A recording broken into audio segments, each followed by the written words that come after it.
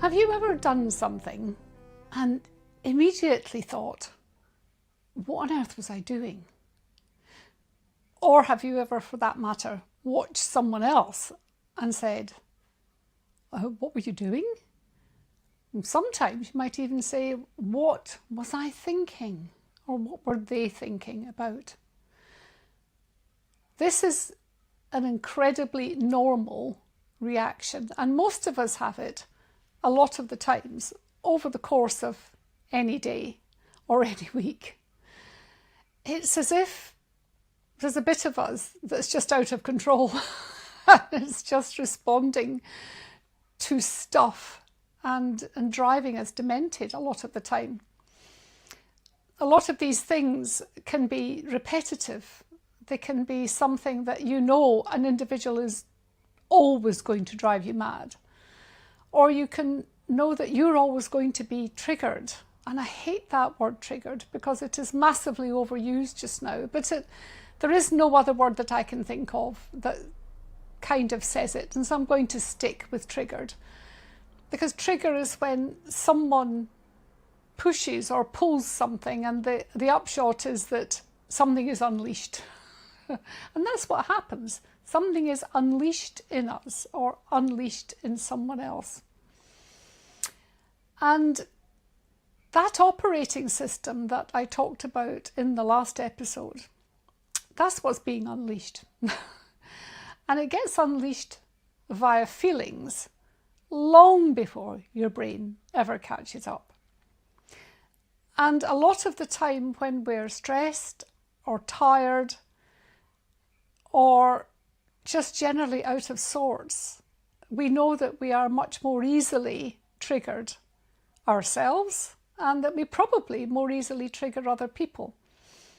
I sometimes think there is an internal antenna which allows some of us, not all of us, to sense when someone else is in a more sensitive, easily manipulated state, and we can use that to push them.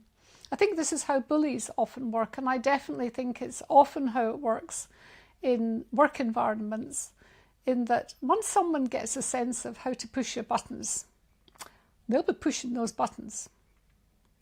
So this operating system of yours, let's have a think about it.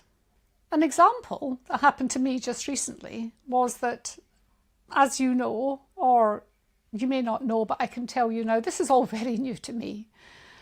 This is not my normal way of operating. I don't have a history of doing podcasts and selfies.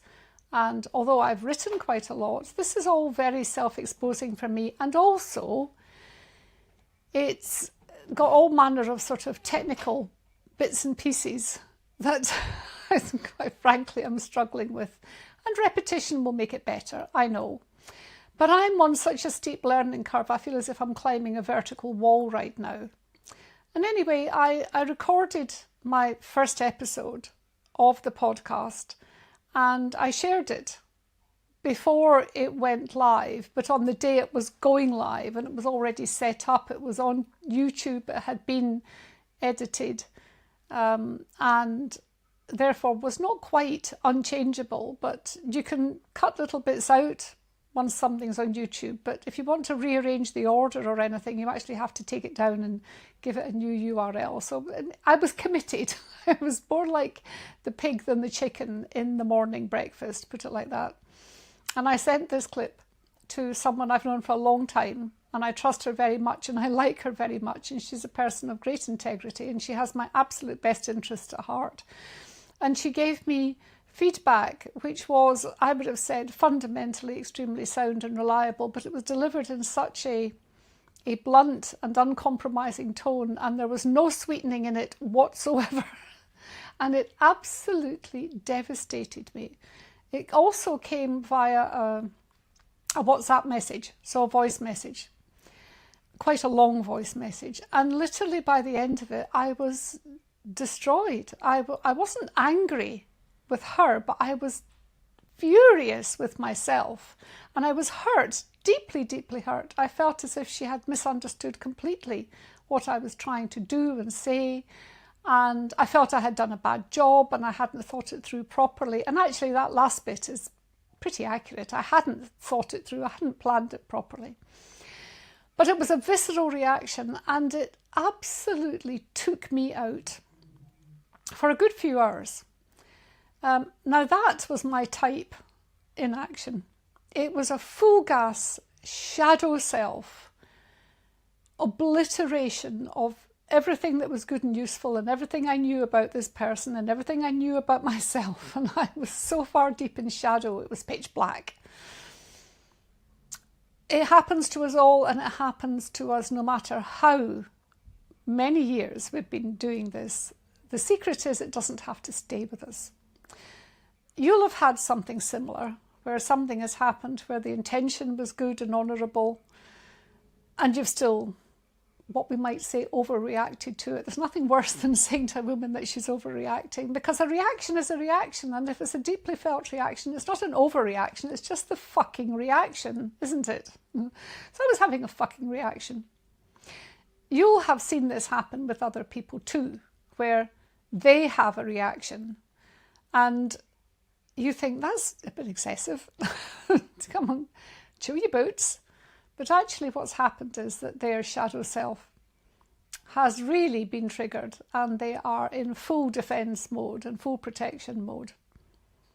And that is a very, very real challenge. So let's talk about what's actually happening here. Now, you may or may not have done the little Enneagram test that I gave you a link for last time. If you haven't, don't worry about it, because you can go back and do it if you want to, or you can just take what I'm talking about and ponder on it.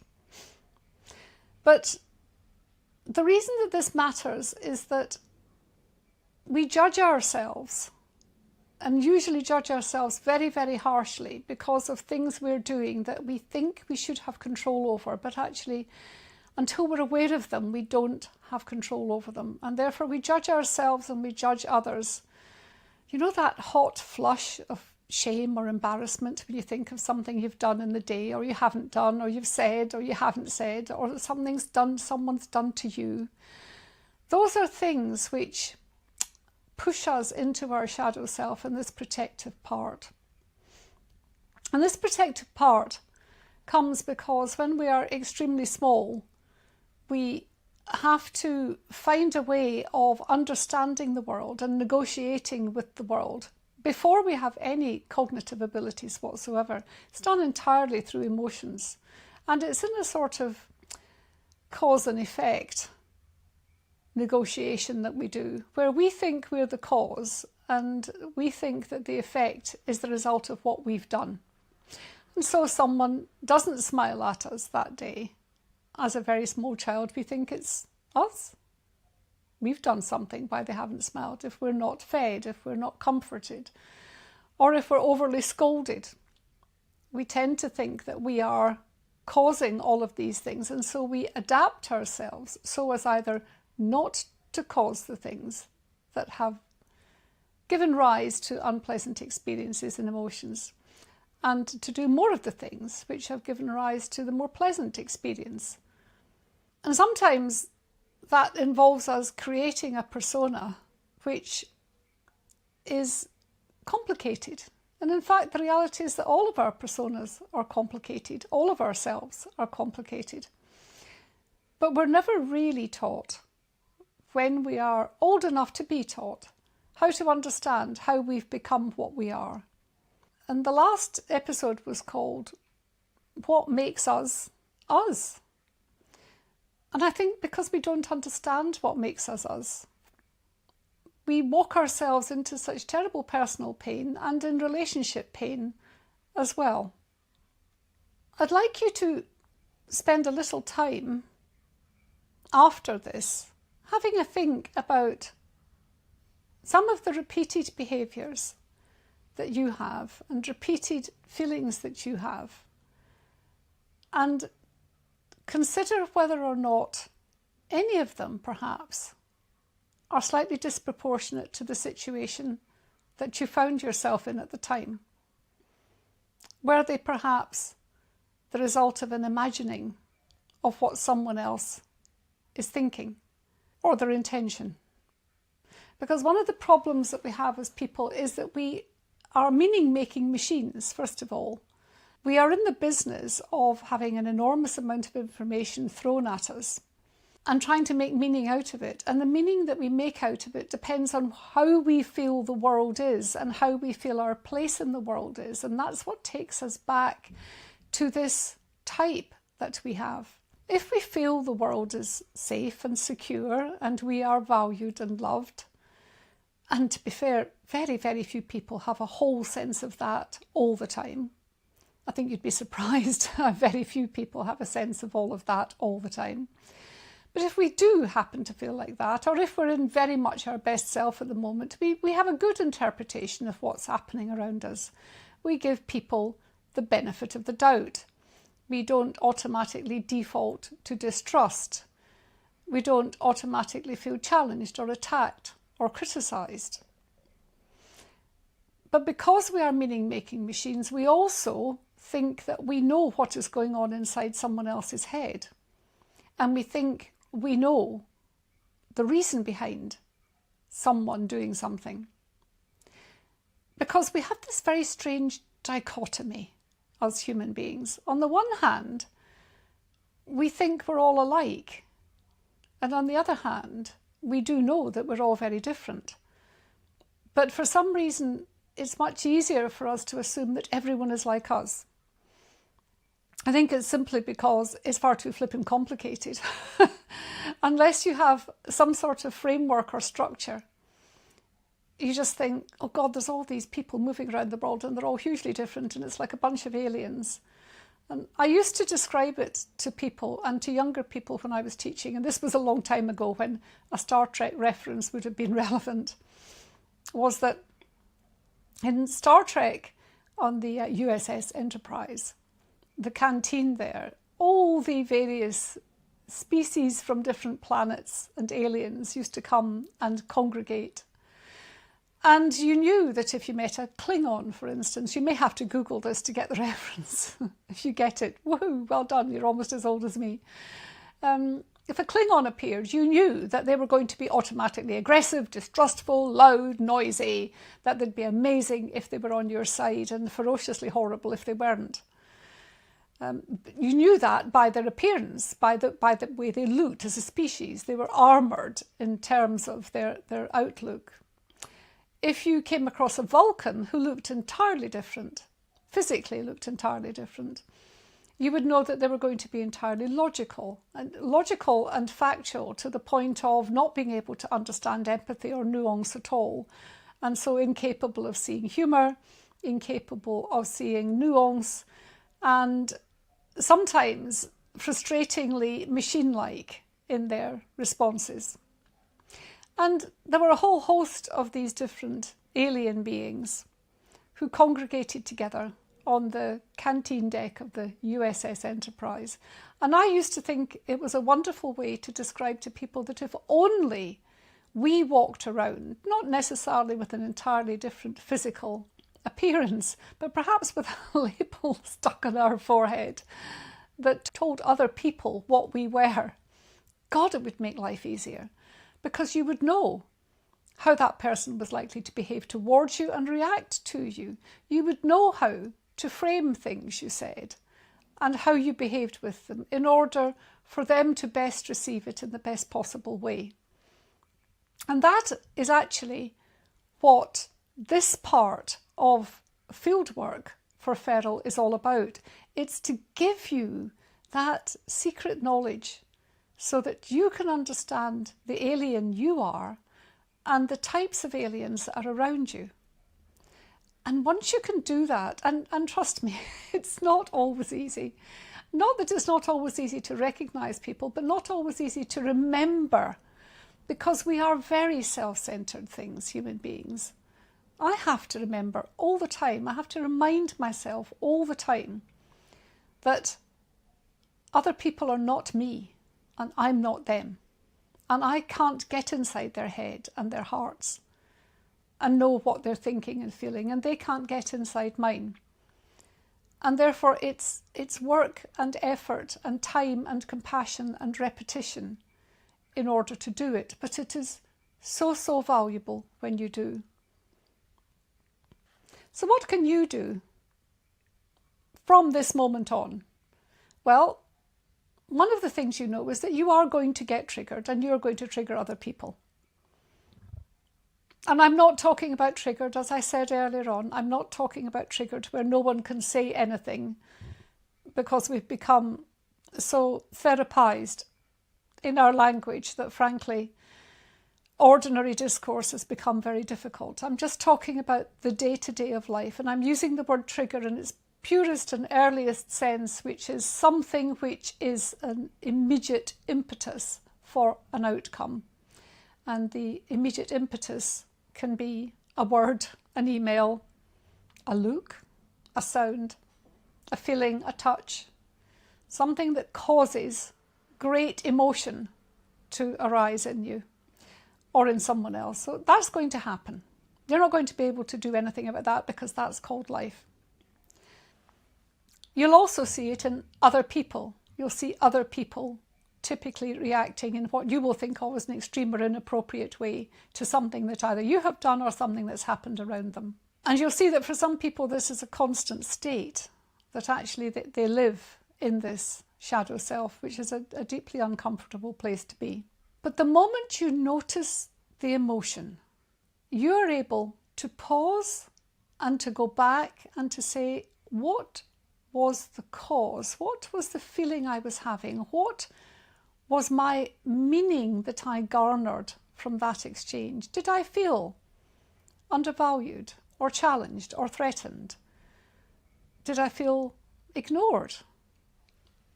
Did I feel lost? Was I scared? You can apply those things to other people. How might they have felt? And in that, you can start to say, was that an immediate, appropriate response to the thing that happened? Or was I making up meaning? Was I, in the words that would get most people punched, I'm going to say, overreacting? I'm not diminishing anything that you feel. The very opposite, because I think what you feel is hugely, hugely fundamentally important, but it's considerably more important as a signal than as a noise. It's the signal that is telling you that something in you has been touched and that thing is a painful thing. But it is a thing that you have developed before you became an adult. And now you can start paying attention to how appropriate is it, how relevant is it. Some of it is life-saving. Some of it will, in extremis, absolutely be the hackles that rise that tell you, get the hell out of here. But some of it won't be. Using these techniques, using your type from the Enneagram, and using this self-awareness is not a road to Damascus moment at all. I would love to say this is like a sort of Tony Robbins event where you go for 3 days, you immerse yourself in it, you come out of it, and woohoo, you're a different person. It's not like that. We don't even develop our type instantly. We start from the very moment we're born, but we develop it over a course of years. And because it's in our unconscious, we have to surface it first, take it out, look at it, analyse it, and then try and deal with it at a conscious level. And so it's a bit like the Karate Kid thing, wax on, wax off. It's repetition, repetition, repetition. And every time it happens to you, you get a tiny bit better at noticing it, pausing, going back and reflecting and analysing whether or not the way you feel is appropriate to the situation. You may do this, actually, not even at the time. In fact, at the beginning, you almost certainly won't be able to do it in the moment. What you will do is you'll do it in the reflective time afterwards. The time when you go to bed or when you wake up at 2 o'clock in the morning, where you get that hot flush or that cold sweat when you remember and you think, oh God, why did I do that? Or you worry, why did she do that? And I can tell you that it was a very, very valuable lesson for me when my friend put me into a state. And when you say someone's in a state, you genuinely do mean you're in a state. You're in a psychological state which has been caused by a combination of external events and internal interpretations, which gives you an emotional outcome, which is usually a bit rubbish. You're in a state. But she managed to start the chain of events, which combined with my type coming out fighting. And I spent several hours that evening absolutely fuming and fretting and ruminating until I did this exercise and pulled myself back together again. Now, I am going to reflect back to her that when you give feedback to someone, you need to be more careful. With anyone, it doesn't matter how robust someone is. No one accepts feedback when their mind closes down. And if you trigger them into a shadow self, you can get nothing in. So it's terribly important to know how to keep someone in best self when you're giving feedback. Just saying, I'm doing this for your own good, or, I have your best interests at heart, isn't going to cut it. But we can deal with that later on when we're talking more about giving and receiving feedback and maintaining relationships. So what I have done for you to help you with this is the Enneagrams and the types are actually quite easy to remember and to understand, but they're even easier to remember and understand and therefore use. And this is important because the using is important, because this is a lifelong exercise, guys. Sorry to tell you, it is a lifelong exercise, as you just had explained to you. 74, still triggered, still had to sort myself out.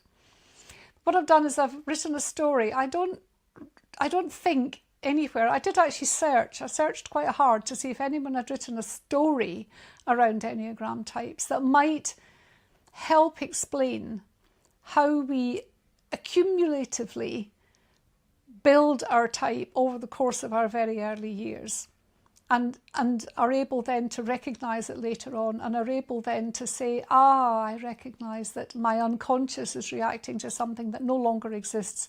We can all stand down now, because that's basically what we want to do, is we want to stand down these negative emotions. So I have written it, and it is on the website. All you have to do to get to it is just pop in your email address. No charge. I mean, it's just part of all the resources I'm going to be putting up there. And I think if you read it, I think people remember stories better than they remember anything else. So I hope that you're not triggered into any sorts of states over the next week until we meet again. But I guess you will be, because you're alive. Hey ho, that's what happens. But now you have something that you can use. And I wish you luck with it, because it works for everyone if you use it.